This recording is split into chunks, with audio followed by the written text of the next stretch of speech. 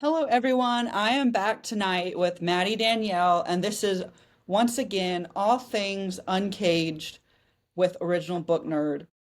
And tonight, while we are going to focus on uncaged obsessions, which you guys went feral for part one, so this is part two, and we get the happily ever after. Questionable if it's the spicy happily ever after we all want, and if we can convince Maddie to write more. But we are also going to dive into some fun plans she has for her signings this year and how it was writing her first completed dark romance characters. So, my first question for you is how did it feel to put the words "the end" on the paper to Max's story? So that was a really funny time. So I got there, I did it, and I typed I don't know if it'll get in trouble if I cuss, but I said the mother effing end. And I put it as a joke for like my alpha readers and stuff. And I was like, whatever. And then I was like, you know what? I'm keeping this. So I kept it in because it was just so such a long time coming that it felt so good to finally be like, okay. But then it was weird because while it was with my editor, I have been basically in Max's story since I started writing in August. So I had been in it for like 5 months at that point, and I was like, what do I do with myself? Like it felt so weird when it was with my editor and I didn't have to go and write it that I was like, I felt weirdly empty. And I was like, well, I don't, okay. Like it was just this super weird feeling that I haven't experienced because I haven't written like so intensely for anything because turned into a duet. So it was like, oh no, there's more now to the story. So it was a lot more intense to write it. So to end was like more of like a letdown than any other book. Like I'll miss other books, but it was never like I literally feel like a part of me is missing.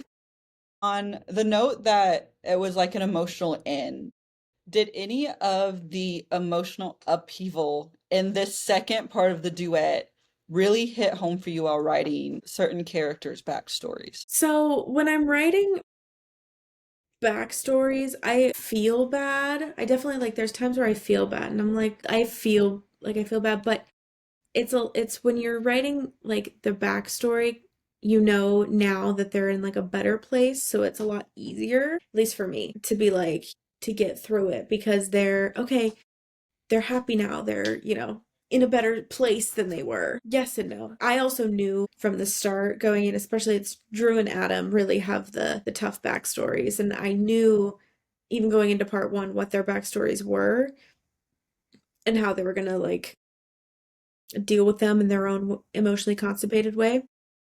So finally writing it was actually kind of nice because I'm like, okay, now everyone can understand them because I knew that it took a while to get there, but it also just didn't fit in part one. Like I feel like it would have just been thrown at a wall. So On the topic of my favorite two characters, Drew and Adam, how freeing was it to finally reach a point in the story where they become emotionally unconstipated?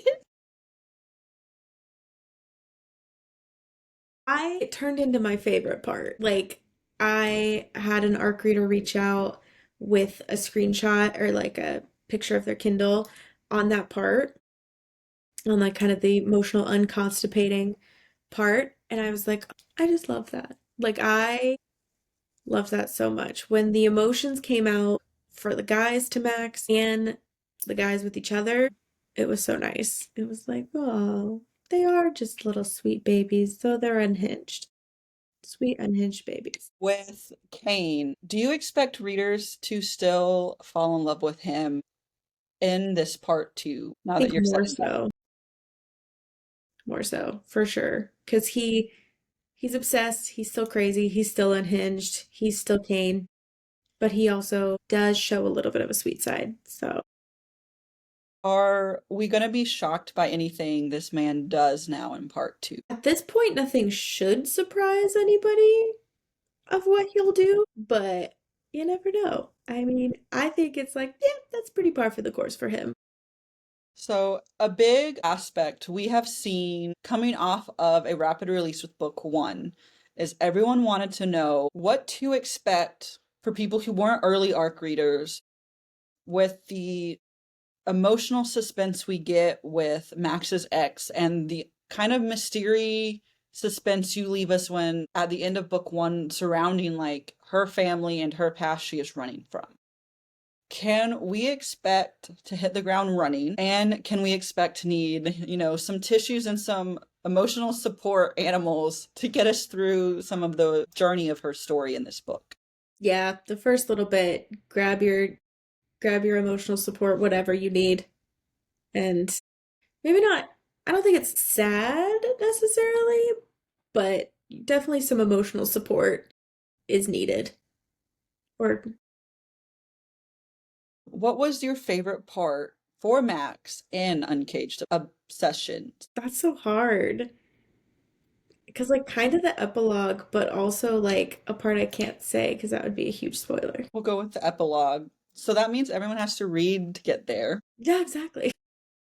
And I think I might know what you're referencing because there's a few zingers that she gives us in Uncaged Obsessions where you really see her step into this fierce, I'm no longer gonna stand down and I'm gonna really take control of my future. Oh, yeah. On the side of Max, though, did anything surprise you in this final conclusion to her story with, changes that might have happened while you were writing part two or characters that came into effect that you're like, I didn't know this character was going to be like, pivotal or monumental to her? Danner was not originally gonna be as big of a deal as she became. When I was writing Desires originally, I was like, oh, she's just gonna be like, a side character. She's just there. She's just Max's friend. She's, somebody Max can talk to and have a friend. But then she became a little bit more and has her own mystery and her own stuff that I was like, she's kind of a badass, but also questionable. So she surprised me a little bit. Did not expect her to be what she is in Obsessions. As far as the MMA aspect go, how was tackling more of a MMA vibe in book two? Because we see certain fights, we get more of kind of that gritty, grungy, underground fighter feel in this second part. Mhm. Yeah, because both Adam and Drew, that's kind of where they came from. That was kind of their start. And again, I knew going into writing even part one that that was their backstory. So like finally getting to put it out there and like write that piece was really fun to do. And also there's a fight that I tease a little bit in Desires, but mostly through Obsessions. I think it's referenced a couple times in Desires. They've run together. Some of the things knowing what happens in which book runs together. Because it's a duet, so it's technically one book. But a fight between Cain and Adam, and that was It is teased in book one. yeah, I knew it was a little bit, but it definitely is teased more in book two. And when it finally happens, I was like, I was living for it because I knew exactly how it was going to go down, who was going to win. I knew. So finally getting that out was also really fun. So for anyone watching this, I'm going to have a little bit of a spoiler section later where I will ask some questions that at that point I will announce it so you can pause or tune out so you're not spoiled.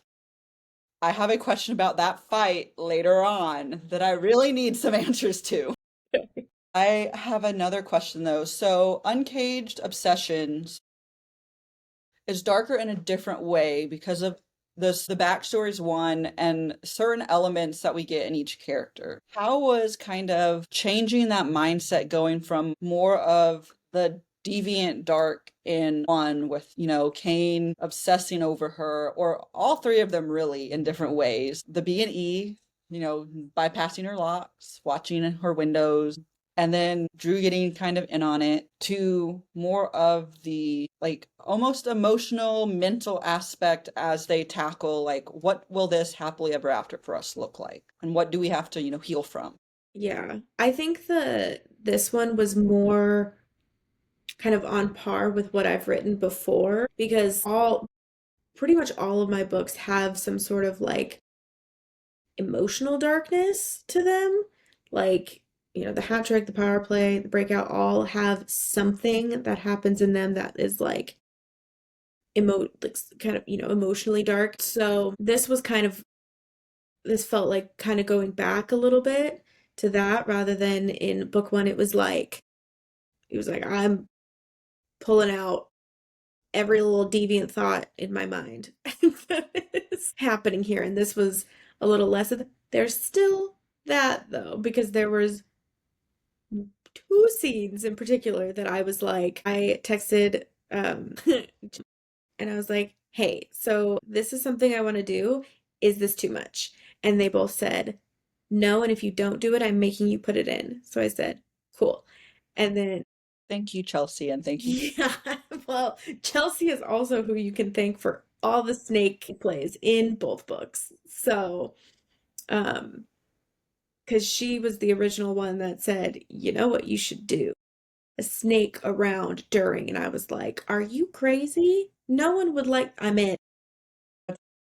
So the snakes are Adam's, baby. He fits his snakes so well, though. When you think of what this man would have as a pet, and like you said, we'll thank Chelsea for all the snake stuff. But how did you kind of elevate it by having Max accept the snake as part of what she's getting? Because she very much gets the snake in this book, in all aspects of the word. Yes.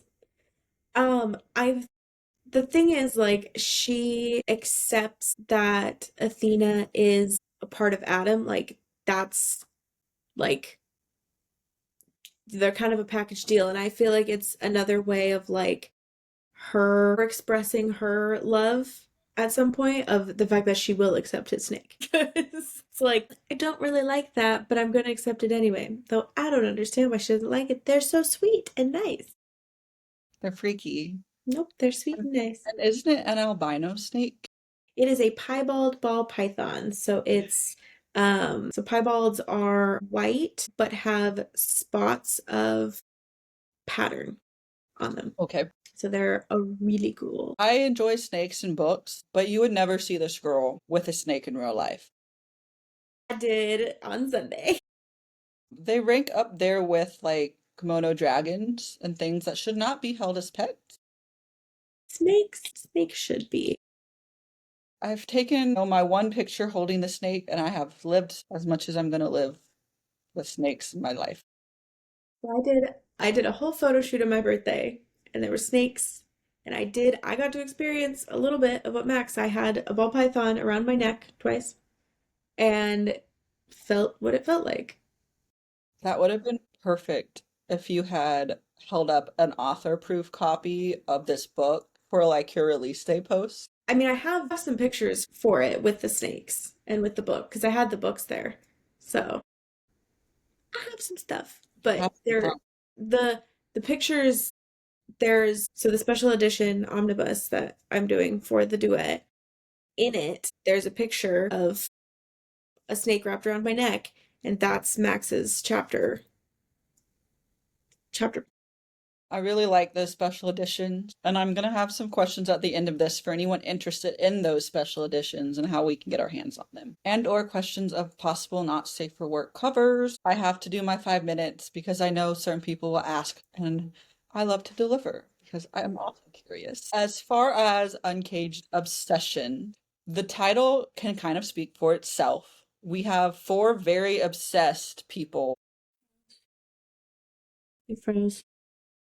Is it my? It doesn't say it's my internet. Is it your internet's not acting up, right? Mm-mm. I think we're good again. Yeah. And I did unplug my router, so it might just reboot. It might have Yeah. um so I'll just re-ask it. So Yeah, because I couldn't hear you at all. Uncaged Obsessions, and we have four very obsessed individuals. with each other, or sometimes multiple people in the grouping, depending on who we're talking about. Deviant, did you want the obsession aspect to go while writing these characters? The limit does not exist. I was like I said, I messaged Chelsea and Megan and I was like, is this too far? And they said not far enough. And I said, okay. So there was literally no limit. And then they would also throw things and they're like, ooh, include this, include this, include this. And I was like, whoa, there's one thing Chelsea has requested that is not in there. And it's referenced in the epilogue, but it is not in there. There is that. This isn't a bonus epilogue I have to download, right? There's what? It's not like, the bonus epilogues you download, it's like in the Nope. actual epilogue. It's in the actual epilogue. I need to go reread this, Mm-hmm. see if I can find what it is. There's something she keeps asking me for that I Maybe, referenced in there. Hmm? I said maybe I'll just actually message her to skip. She'd probably tell you. But I've told her, but there's a reason why I don't do it, and I put it in the epilogue. So I explain. As far as the plot in this book, was there anything that shocked you as you wrote it that, you thought it was going to go one way and it ended up kind of pivoting and going a different direction? The whole stuff with the Officer Doogie. Doug, Doogie, Officer Doogie. Everything with him. Huh? The Doogie fits more for him. It does.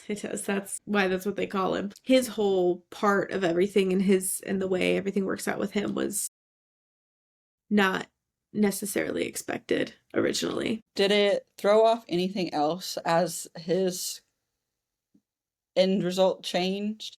Well, so in the very first draft, I had in the beginning, well, they are not together. That's all I'll say. It's when they're not together.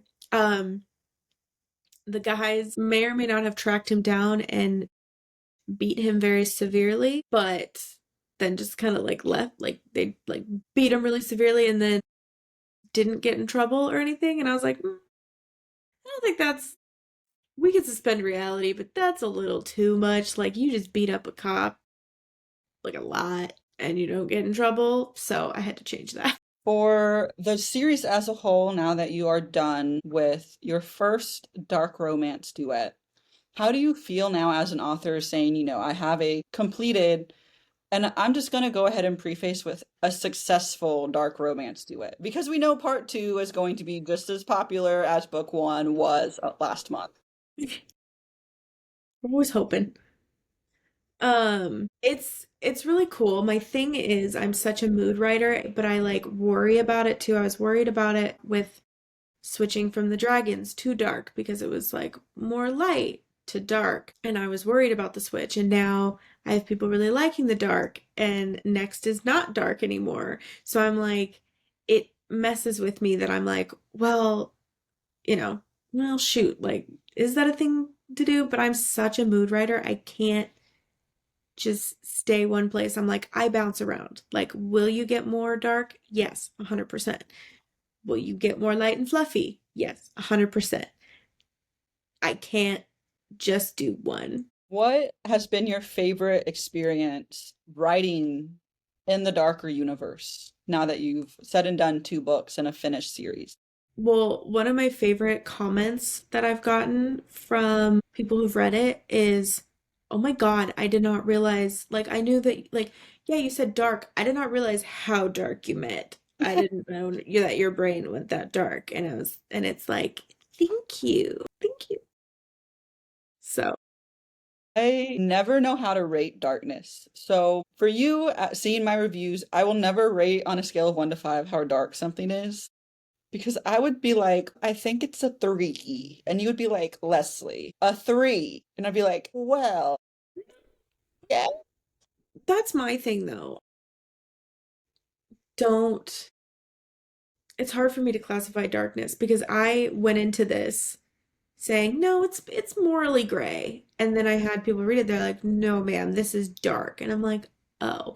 And I had said it's light dark. It's light dark. And then people read it and they're no, it's dark. But I'm okay, but I think of dark as H.D. Carlton, Chantal Tessier, those are my dark.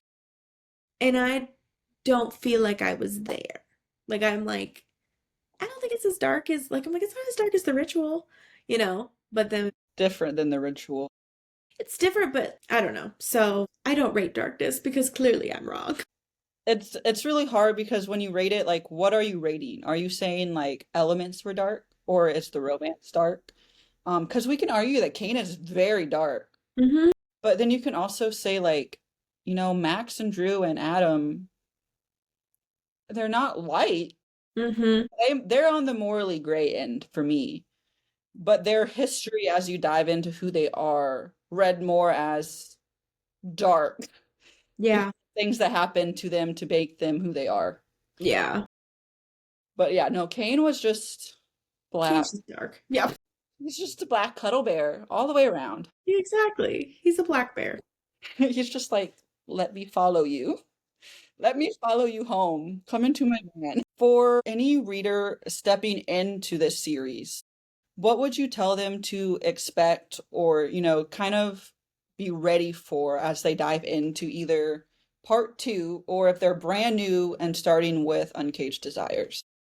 So my favorite thing going into, so I had a signing right before Desires came out, about 2 weeks-ish, week and a half, something like that, before it came out. So I had ARC signups at my table, or like you could download the ARC at my table.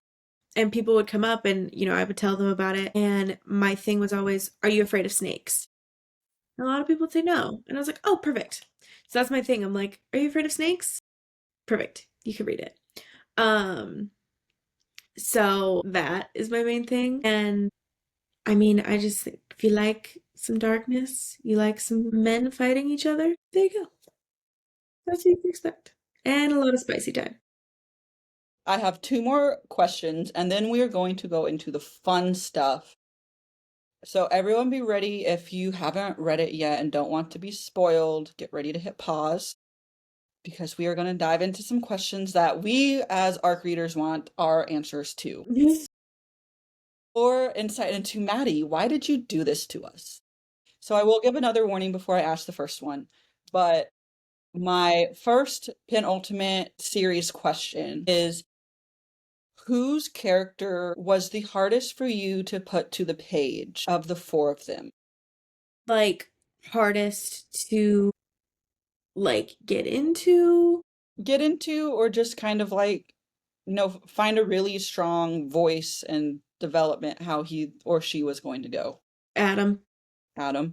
Adam was the hardest because he's so, I mean, he's closed off. He's just a closed off person. That's who he is, and that's who he was for me too. So he was really hard to get all of him, get him out there. For Cain, was it hard for you to redeem him in a way that stayed true to who Cain was, but also allowed readers to, decide that, I like Cain now? No, sorry. No, just because I knew that Max accepting him and accepting who he was would help him be redeemed. Like, I knew that Max accepting everything would really help him, especially help him show that he can be a sweet baby angel, kind of. Kinda. So he's So just crazy.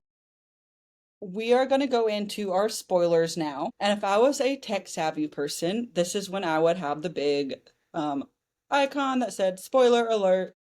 I don't know how to do that. So this is the warning. If you don't want to be spoiled, you should pause it now. If you're okay with spoilers, I will say it's going to start out not super spoilery, but I do have some that are more spoilery because I'm dying to know the answers, and I know a few of Maddie's Street and Art team are dying to know why she did this to us or why she did certain things. And my first question is going to be the first snake scene in book 2, because we do get one in book 1. But did you always know Max and her reaction to kind of being more amenable to the snake? Was that how you always were going to write that scene? So the one in book two, I actually wrote. So I will write, and then I'll write other scenes to add in, either based on alpha comments or just sometimes scenes pop into my head. So I wrote the first draft and I knew I wanted another snake scene and I hadn't written it. So that was one of the ones that I added. But knowing that once I knew I was gonna write another one, I did know that I wanted her attitude to be a little different about it the second time. So it wasn't the exact same, you know? As far as the way we end book one, and Cain being the person who lets the cat out of the bag with Max's location unknowingly, was the way Max reacted to what happens at the end of book one shocking, or was it kind of more you knew this was going to happen and you needed to do it in a way that was going to kind of grip us until we got book two, but also allow us to see how much she has changed over the course of this series? Yeah, I knew, I knew that this was going to be what really brought her out. And so I wanted everyone intrigued, you know, ready, but also to know that Max is a badass and she is going to show that. So she's not a damsel in distress. None of She's no those here. longer. On the opposite end, the reactions Cain, Adam, and Drew have to what happens to Max at the end of book one. Which one was the hardest for you to visualize in your head, but also kind of affecting the plot? Because, and this is a big spoiler alert, we end book one with her past catching up to her in a big way. The ex that will not be named returns, and we don't really know how it's going to pick up until we start book two. But man, those boys had some reactions and they both had some comments for things that happen when they find out who accidentally let it out of the bag. Yeah, Drew was probably the hardest because he's in the middle. Like he can be so unhinged, but he holds it together better than Cain. But it was really hard to balance that because it literally is like Cain unhinged, crazy, goes off the rails. Adam in control, trying to keep control of the situation. Drew right in the middle, wants to go off the rails, able to control himself, but also kind of not sometimes. So he was difficult in this whole thing with his reactions and like what he reacts to and when, basically. And on the topic of Drew, this is a book one spoiler. So Cain lets it out of the bag to Max in a heated moment when he lets the control off his lid and he tells her essentially, you're scared of me and don't want this, but Drew has his own dark secret. You're essentially, buddying up with a murderer. How did him doing that affect the dynamic between Cain and Drew, but not only Cain and Drew, but also Max and Drew and, you know, Drew and the relationship itself? I think Cain and Drew always had somewhat of a tense relationship. I mean, Cain with everybody has kind of a tense relationship, really. So that basically doesn't change. Like, it's almost not surprising that Cain would say something, but I think that Drew and Max got the closest in book one, and it only gets more in book two. So I think that in book one with them kind of getting close and she can kind of see the real Drew and that, she's not afraid of him or anything, and that Cain is just kind of a shit stirrer. Adored how you wrote Drew and Max together. There's just so many quiet scenes Mm-hmm. in both books that you can just see the ease they have with each other Yeah. and the way they just inherently accept certain flaws because they realize they're kind of a mirror to one another in Yeah. certain ways. Yeah. And I really love how it drew Cain crazy in book one because he was like, I don't get it. Like, what am I doing? What's wrong? But of course he doesn't have the emotional and Mm-mm. processing to actually ask those questions. He's just like, I'm gonna find a way for Drew to be out of the picture. Yeah. But Max puts her foot down. Mm-hmm. Uh, the topic of all three of them, what was your favorite spicy scene to write in either book? That's so hard. There's so many ones I really like. Snake scenes. Obviously, I love those. Call them the train scenes. There was those. I think though, it happens in book two. And all I'll say is it happens in the gym in the cage. Probably that one. That was a good one. With the spicy scenes, we have a few scenes with Drew and Adam in this book, but also we see the three of them in this book as well. Would you tell readers to be ready for those scenes? Because I can tell you, I unprepared for what Adam brings to the table. I knew it, like it's like, you know it's coming, but you get there and you're like, oh, wow, it happened. Yeah. If you like a daddy, this is the one. For And how did you kind of develop more into the Adam and Drew bond in book two? And you can go into more spoilers in this part since I have kind of prefaced it if it's easier for you to answer that way.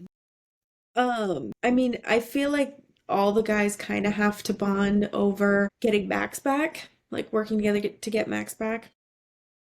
So there is that, and I feel like they end up bonding kind of the most from it because Kane's off the rails as he is. And so having to like work together and find this common ground and basically get this like this understanding of because before, they were like friends with benefits, kind of, sort, not even friends, they just kind of like F buddies. And now having that understanding of like, no, she's kind of the glue here with us. Like, I like being with you, but I like being with her, but I really like when it's all of us. And like having that, I feel like it was just like a missing puzzle piece, basically. And they kind of realized that. Kane too, but he's a corner piece, and Max is like the middle piece. The way you arc Max's kind of healing journey in this book, how did you envision readers taking to kind of her vengeance and revenge with facing her past? Hope, and everything I've seen so far, is that people are so excited for her and root her on when she is the one to save herself, basically. That I got so many people talking about the guys and, oh, I expected it to be Kane, but it's like, It's Max. nope, it's Max. She needed that. She needed to take her life back fully. I was kind of hoping, well, one, I wanted it to be Max because I couldn't pick a guy I wanted it to be. And so I was just like, well, it's going to be Maxim because I can't choose like between the three of them. But part of me was like, I wonder if it's going to be Danner that really, puts the fear of God into these three men I and is mean, like, get your crap together. Like, what are you doing? I mean, she kind of does. Kind of does. She kind of does. And she kind of faces Kane because she's like, I don't care what you're going to say to me. Oh yeah, she But steps I'll up to listen. Kane. She steps up to Kane. She doesn't care. She's like, do it. And talk about a story that needs to be told. I know everyone has been probably asking you if Danner will get her story and at what point, and you're just gonna go hide in the corner and be like, I don't know, don't ask me again. So I will not ask on here. You can come out of hiding. One spoiler I do want to know, and feel free again to go into as many details because I really want to know your thought process behind the Cain Adam fight and why you chose the winner that you did and why you made it the way it was when we read it. Because let me tell you, I was waiting for this fight since you mentioned it in book one when he threw out, step into the ring. I wanted Kane to get his ass handed to him. I wanted him to be humbled a bit. And I knew the only one that could be would be Adam. I thought about Drew winning at one point, but I was like, he's not as good of a fighter as Kane. He's just not. But Adam is.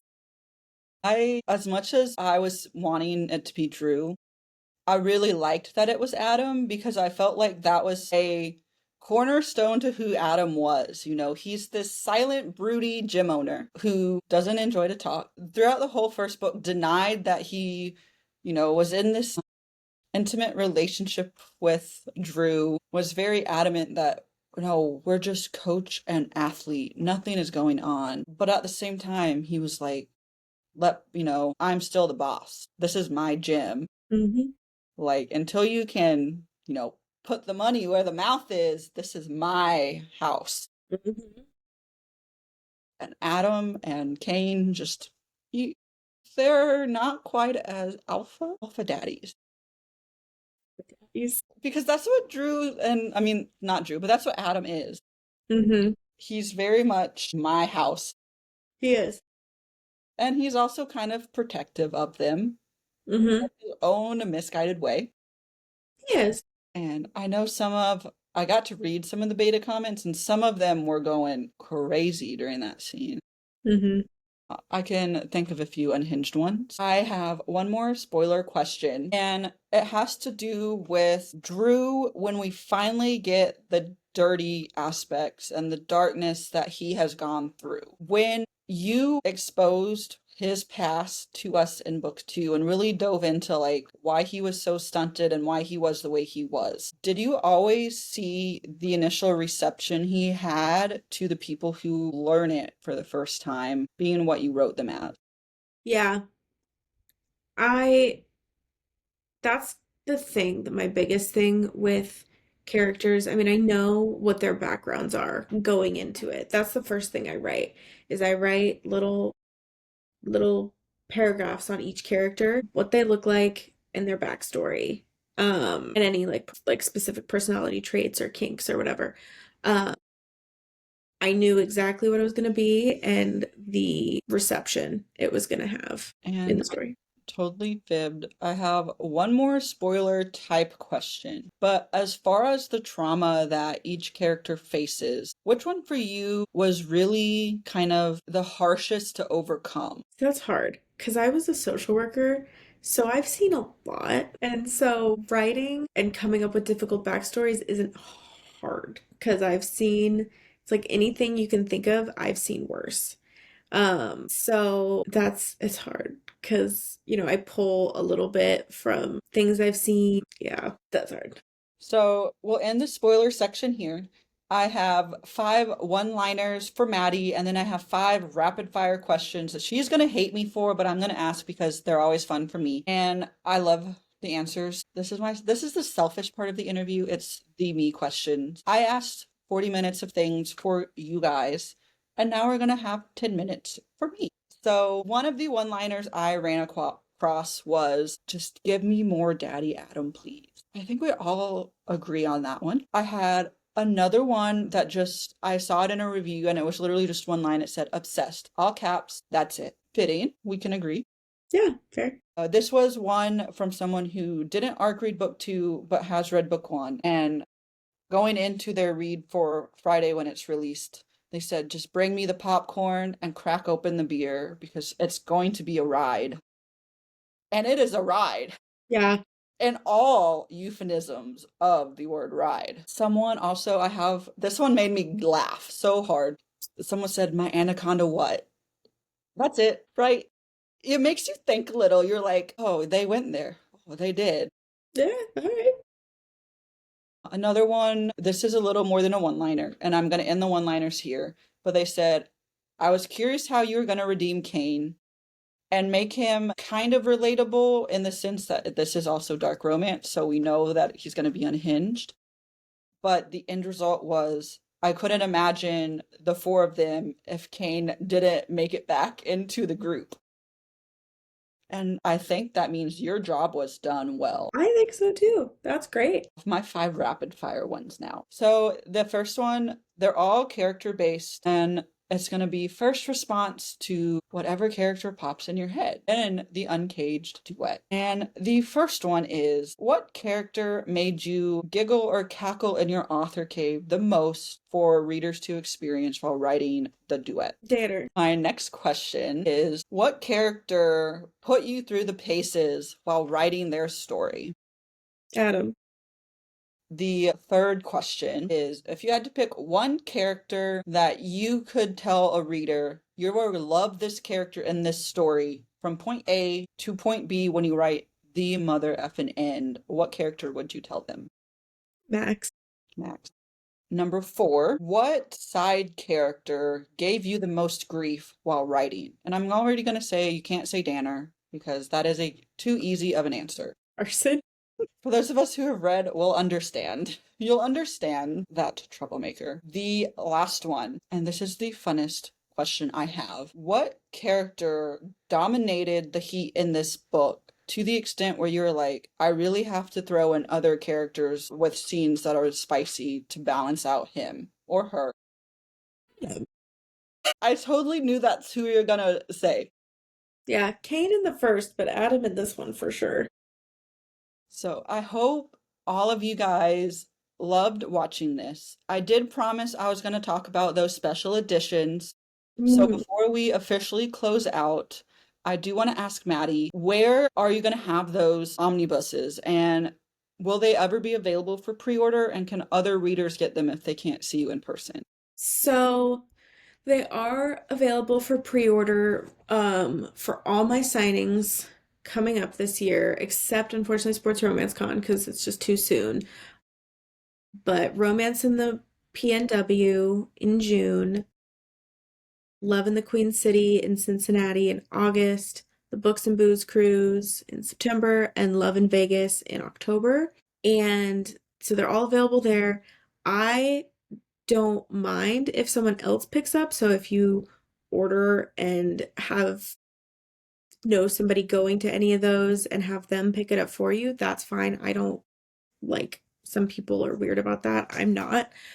I have been toying with the idea of possibly putting them up on my website as a website like not website exclusive because it's like signing, but like a website slash signing exclusive. I've been toying with it.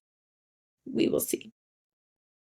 We are going to end the question part of the interview with what can we expect for the rest of 2025? Because we were only at the end of February. Well, at least I know. So I'm working on something right now that is a small town firefighter. So there's that. That may or may not be connected to Bailey Coley's story in an interconnected duology. And at the end of the year, I have a holiday single dad nanny that's going to come out, and that is Bryson Coley's story. Some more Coleys. Are we And ever also, end of them? huh? Said, are we ever going to see the end of them? No. No. And then also at the end of April, I'm in an anthology, the Tales of the Scorned anthology. Comes out April 29th. So I do have a story in there, and all proceeds go to charities that help give access to abortions. So there's that. And all I'm going to say about the story in there, I'll say two things. One, it's called Karma. Two, it may be connected to Danner. So, with that morsel of evil author anticipation, we are going to end the interview. Thank you, Maddie, for joining me again. And thank you, everyone who subscribes and watches this episode. Me and Maddie loved chatting both times. Thank you for watching both of them. If you watch both of them, I will link her book in the caption, and I will also link the first interview as well if you're late to watching the Uncaged duet interviews. Maddie, I hope release is a blast because we are live releasing this upon release night. So we are going to upload it at midnight and we are going to pray that it happens. So thank you again, everyone. It's been a blast. I hope you enjoyed this, Maddie, and I'm wishing you the best with this. I can't wait to see what else you come up with. I also really am going to, try to find someone who is going to want to send me that book. I'm kind of joking, kind of. Kind of.